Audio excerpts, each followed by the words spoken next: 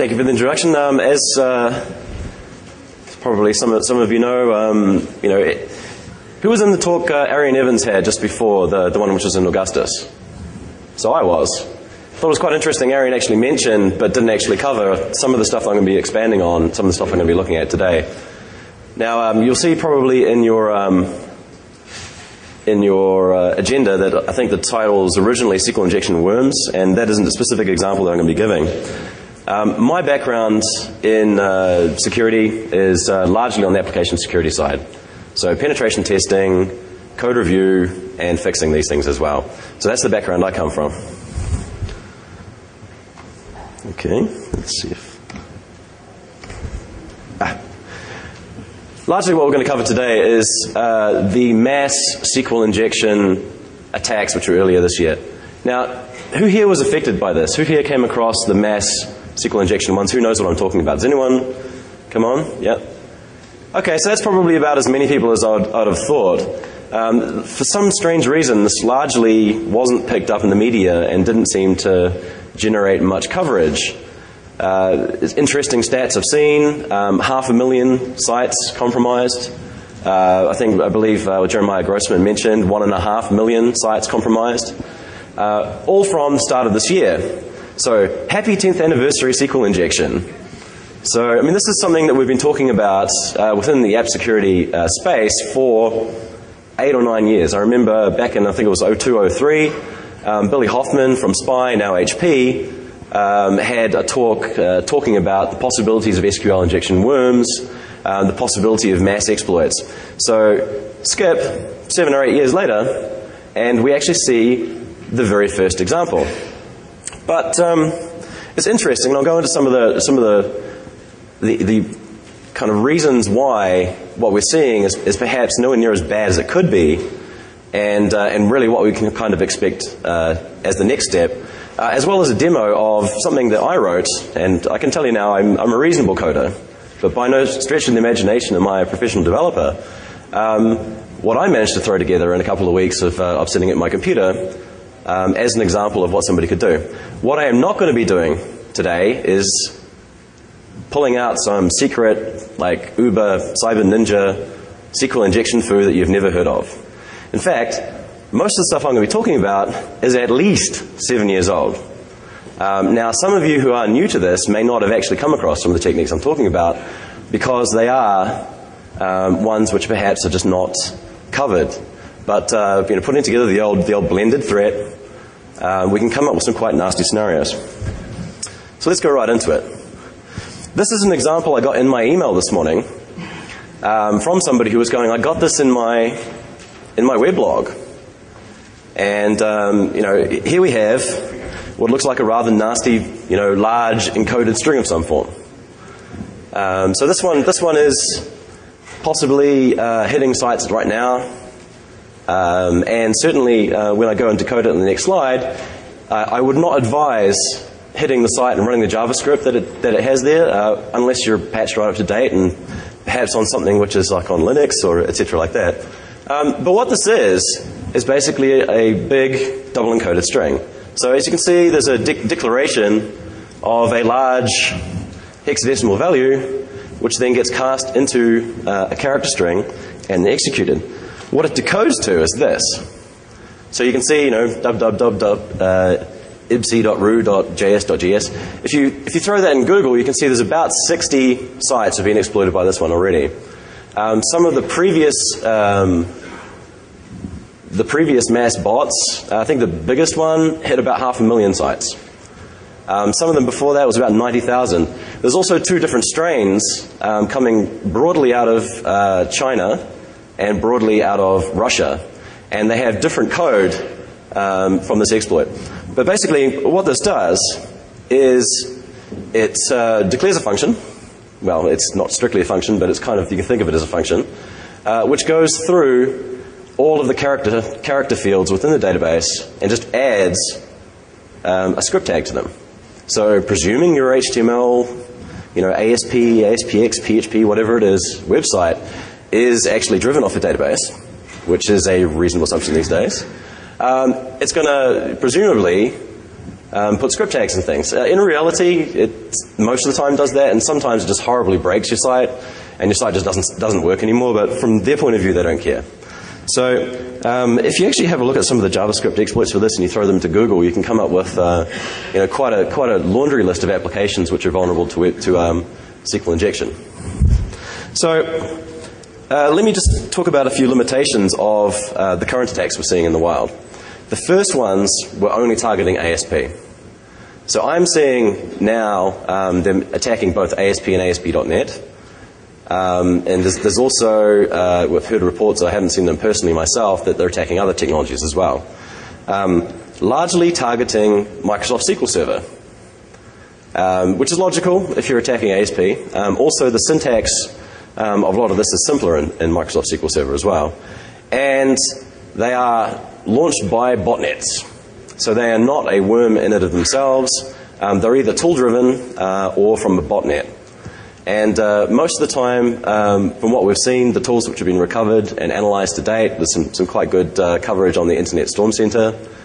They are identifying sites to attack through Google. So they are basically Googling for, type of file ASP and, a name of a parameter, so profile ID. So you're going to find all of the ones, and they're also only attacking the query string. So there's quite a few limitations there. So we're limiting to technologies, we're limiting to certain types of indexing, and we're limiting to only attacking the query string as all of the possibilities for an input-driven attack. So why isn't this as bad as it could be? Well, there's a few motivations that we can have a look at. We can have a look at why things could be worse in a lot of different ways. So the aim of this, what they're actually doing with this, is installing malware. So they're putting script tags in, somebody hits that page, which could be their Macrame site or random sites. They could be looking at photos of their cousin's kids or whatever it is, and they are not patched up to date. So some of the first kind of mass exploits of this used the Markdown's flash, unchecked null exploit to own quite a few things there, which led to some amusing things. For those of you who are at the Pony Awards, with semantic, like just raising the threat con and causing everybody to panic. But there's also a few other things as well. Two kind of main ways of making money out of this kind of thing is malware and also the possibilities of zombies and botnets. So renting out that kind of thing. If we have a look at the profile of the systems we're attacking, they're quite different to the systems that perhaps they were being attacking before. As opposed to attacking somebody's home machines, websites in general are not in people's homes. So we have the possibilities about corporate systems. So what if we could leverage this kind of thing to attack a network? How about small businesses, medium-sized businesses, big businesses who have lots of bandwidth? We could have the possibility of adding 50, 100, 1,000 bots to our botnet, through one exploit. So we can have a blended threat there. Rootkits on arbitrary systems, being able to get into DMZs to be able to penetrate into networks as well. And what about internal sites? So if we can get something past the perimeter, what kind of stuff could we do inside? The other thing is the foothold situation. What we've seen so far is the situation of the updating the database content. But there's a lot of other stuff as well. I mean, for example, it's relatively trivial, especially in the Microsoft SQL Server scenario, to then update linked databases as well. So that's a relatively simple thing to do. It's not that uncommon scenario these days, even now. And what about leveraging OS access? So I realize that these days most people are not, hopefully the people in this room are not installing their things as system with SA no password and have removed a few things. But is that representative, is the people in this room representative of the internet community? And the answer there is, well, probably not. If we're talking about 1.5 million sites, even if only 1% of those are running an insecure configuration, we're still talking about 150,000 boxes. So there's some interest, 15,000 I should say, my math's rather wrong. So that's still a reasonable number right there. And spread. This was not a self-replicating attack. It was replicating through an existing channel. We're talking about through botnets, also through kind of tool-driven stuff. So what about self-replication, especially if we take into account being able to leverage some form of OS access? You know, could we have something which is leveraging OS access to then leverage other types of attacks, you know, rootkitting boxes, attacking internal networks, and what about replicating around an internal network as well? What kinds of things could we end up with there?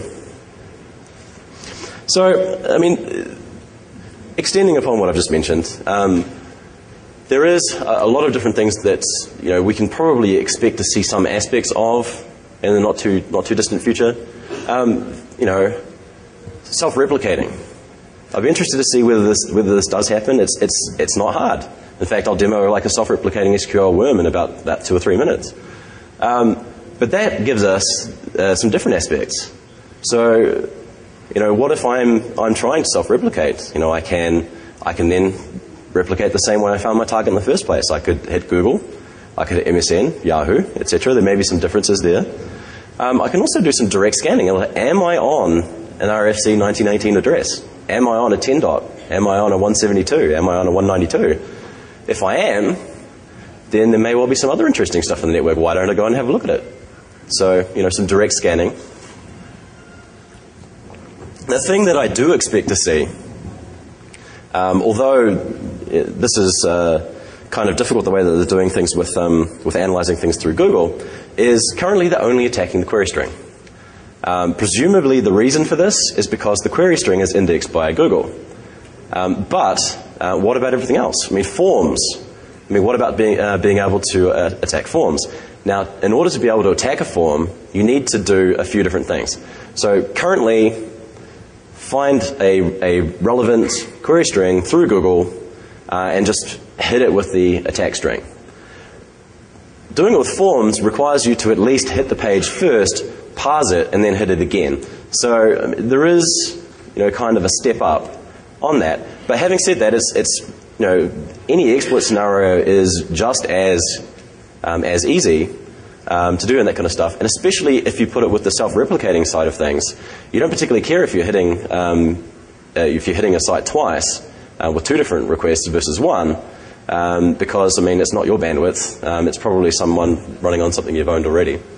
And other stuff as well, attacking internal systems, rootkitting, you know, the latest and greatest Microsoft patch of the week, you know, go and own some things, install some more malware, etc. So, I'm actually going to demo a simple self-replicating worm. What it does is it says, basically, what IP address am I on? Is it a private IP address space? If it is a private address space, I'm going to scan the entire space and find every web server on that space. And then what I'm going to do is I'm going to spider the space. So I'm going to spider the site, I'm going to load all the pages, I'm going to identify all of the query strings, I'm going to identify all of the forms, and I'm going to try a very simple SQL injection attack against them all. If that works, I'm going to then see if I can do Microsoft SQL Server stored procedure calls. And you know, as you can imagine, this is relatively simple kind of technology so far. And then what it's going to do is it's going to go, excellent. So I have a website which is vulnerable to SQL Server, which is SQL injection, which is running SQL Server, which I can call stored procedure calls on. Can I execute something on the operating system? And if it can execute anything on the operating system, it uploads itself. So it uploads itself and then runs itself on the other end. And on the other end, it does exactly the same thing. It says, am I on a private IP address space? Tries to enumerate everything else.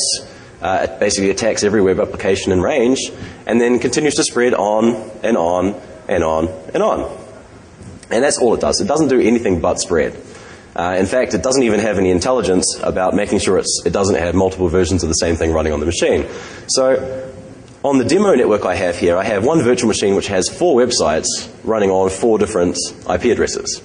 And because of the behavior of what we're seeing, it's quite easy to see what's going on the demo system. largely because you'll see more and more and more and more worms running. And it is specifically quite limited in a lot of ways. It's only SQL Server. We're not talking about Oracle, MySQL, Sybase, DB2, or anything else in this particular example. There's no reason why, for example, Oracle is relatively easy to end up leveraging OS access as well. It's an awful lot more complex than SQL Server, but the research has been out there for several years. I'm not using any form of privilege escalation in this particular one. Sorry, I managed to somehow end up with a cold in Vegas in August.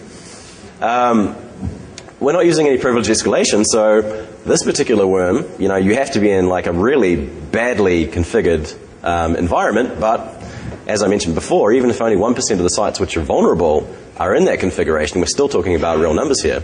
And this particular one, largely because I didn't want to end up, you know, scanning the internet with this stuff, does make sure it only scans internal IPs at the moment. So, presumably, this will work. So, actually,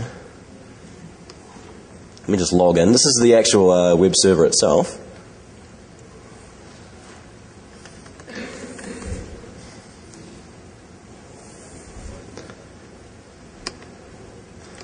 And in this particular case, I'm just going to invoke the worm.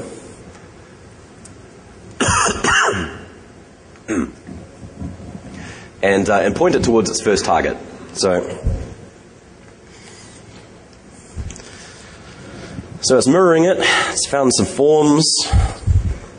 It's found one of the forms is injectable, and it's uploading itself. Now, the way that this particular one works is, who's familiar with the old debug.exe, you know, decoding yourself? It's classic. This one dates back to like 01. So, I mean, what it's doing is it's taking itself, it's encoding itself as a hexadecimal text file, basically, and then echoing itself up again. And then what it's doing is it's using the debug.exe debugger, which ships with Windows, and using itself to reassemble its binary code on the other end. So this takes a while, since it's echoing text. In this particular case, it all ends up in the temp directory. So at some point, we should see these files turn up. So let me just refresh this.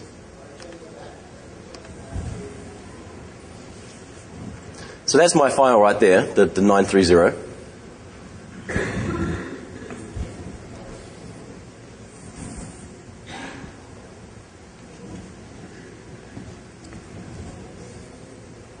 It's still going. One of the limitations of this particular technique is that you can only reassemble 64 kilobytes of stuff at a time. But it's relatively easy to just echo up, edit in multiple parts of 64K, and then just append it back together with the copy command if need be. Okay, so it's using debug to reassemble it. So we end up with a COM file, which I then rename to an exe file. So if those of you who are familiar with this technique, will be a walk down memory lane. So there's my COM file, renamed to an exe.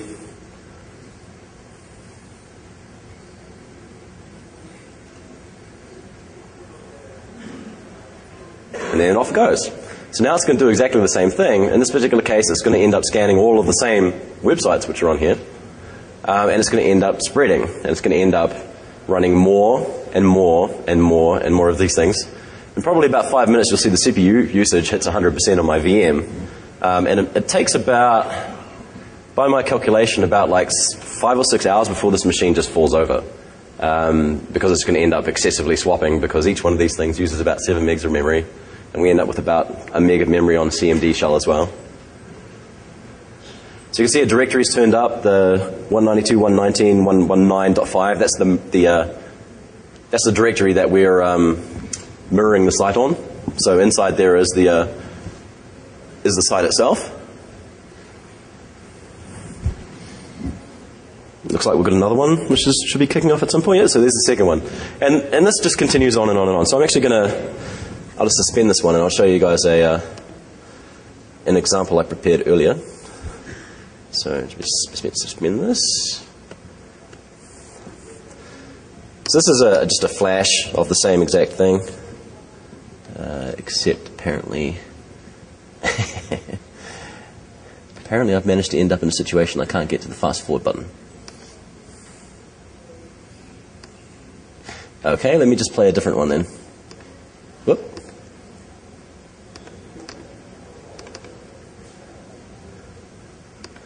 Yeah, so here's an example of one running about 10 minutes. So you can see there's, what, 7 or 8 of them running. And it's all doing the same thing. So, I mean, this is a very trivial example, and I can tell you now I'm not actually going to be releasing this because, A, anyone who genuinely does want to do this, it's not that hard. All the techniques, all the knowledge is already out there. So anyone who's a half-decent coder should be able to throw together something like this as well. But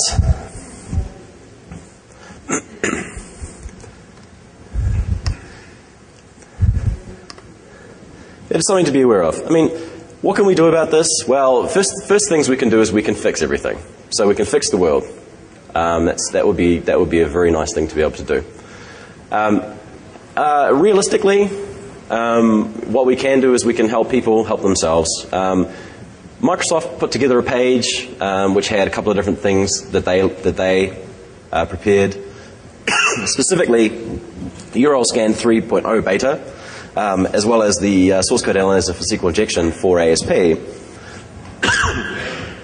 which will help find these kinds of issues for people who are not going to do a full-blown pen test or code review themselves. HP also released a free tool called Scrawler, which looks for the same kind of issues that the widespread mass attack looks for, but with the same limitations as well. And I know there's been a lot of discussion on the wires about basically why isn't Scrawler web inspect? You know, why doesn't it do everything? But from the purposes of what it does at least help you find the same kinds of things that the mass SQL injection attack does. But you know, as I've pointed out, I mean, the exploit scenario that I was doing there, which I threw together relatively quickly, is using a form. So I'm not looking at a query string there. It's a relatively easy thing to code. So there is some limitations to be aware of there. Last but not least, this is where you can find me. I will be uploading probably the videos, the flash demos to our blog, which is the second link there. And that's how to get hold of me. Any questions?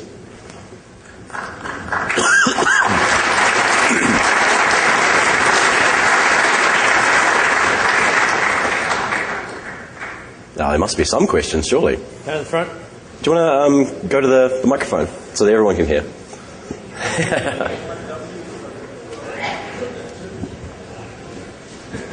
Hi. Do you think... I'm not sure if it's on. Do you think web application firewalls like the Imperva and Guardian stuff provide much benefit for this or in the future for your kind of worm? Okay, so I think the question was, do you think that web application firewalls provide benefit from this kind of thing? You know, not wanting to get into a flame war about web application firewalls, they certainly could. I mean, web application firewalls, from my point of view as a security professional, are incredibly useful from the point of view of a band-aid before you fix it. You know, my personal view is that you know, your web application firewall shouldn't be used to fix a vulnerability, simply because that violates defense in depth. You only have one control, and if that one control goes away, you're still vulnerable. So certainly web application firewalls in a corporate environment are incredibly useful for this. Who it doesn't help from this kind of mass SQL injection worm is kind of SMEs, small to medium enterprises, who just don't have the resources for doing that kind of thing, and are probably largely the people who are being hammered the most by this. Any other questions? Ask you to speculate a little bit. Why do you think the attacks that we've seen earlier this year did not use some of the more malicious techniques that you discussed? So why didn't they use the more malicious techniques? I don't think because they didn't need to. I mean, there is a profit motivation behind this. So the particular attack that they've implemented now achieves that profit motivation. So it really is depending on whether they want that additional profit motivation as well of having, you know, attack scenarios into a corporate environment, you know, having more bots, installing malware in the corporate environment as well. And I mean, perhaps, you know, speculating here, perhaps it's because the people who are running these botnets are more used to attacking a home environment than they are attacking a business one. So I think it's probably a matter of time before we see some aspects of this. Any other questions? Cool. Thank you all for your time.